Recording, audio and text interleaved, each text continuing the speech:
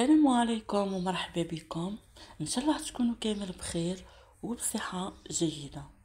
نصلوا على الرسول عليه افضل الصلاة والسلام. اليوم جبت لكم وصفة طاجين الخوخ بطريقة اقتصادية وسهل ويليق للمناسبات. نبداو بسم الله. اول حاجة نبداو بها وهي المرق الابيض، وراح نكتب لكم المقادير في صندوق الوصف. نتبلوا اللحم المفروم ونرميوه في المرق تاعنا، ولما يطيب نحطوه في الصحن ونخليوه حتى يبرد.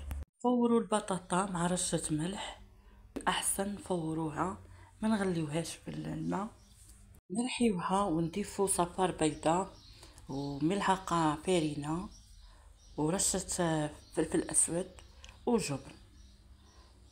نشكلو كورية، نطرحوها ونضيفو اللحم المفروم ونغلقو عليها بهذا الشكل.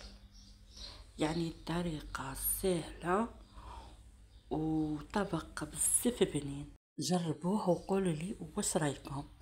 نشكلو حبة خوخ، غيرت الشكل درتها دوائر. نغطسو حبة الخوخ في بياض البيض ثم في الخبز المطحون المحمص لا شابتور، وتشكلوها ونديرو خط بالسكين في منتصف حبة الخوخ ونقليوهم في الزيت يكون متوسط. نكملهم كامل ونقليوهم نحمروهم جيدا، وهذا سر من اسرار طاجين. شوفوا الشكل تاعهم كيفاه جا يشهي. نحمروهم مليح، نزينوهم المعدنوس ولا النعناع، منظرها يشهي والذوق بزاف هايل. شهيتكم في الجنة. نتمنى تجربوا هذا الطاجين ساهل في التحضير، ما يديش الوقت وبنين بزاف. ويلا نحضروا الوصفة الثانية، لابيري بتتبيلة رهيبة، صوص ولا اروع. نتمنى تجربوها. راح نكتب لكم المقادير في صندوق الوصف. نغليو البطاطا في الماء والملح، واليوم وصفتنا غير بالبطاطا. هذا لاصوص قطعنا صدر الدجاج.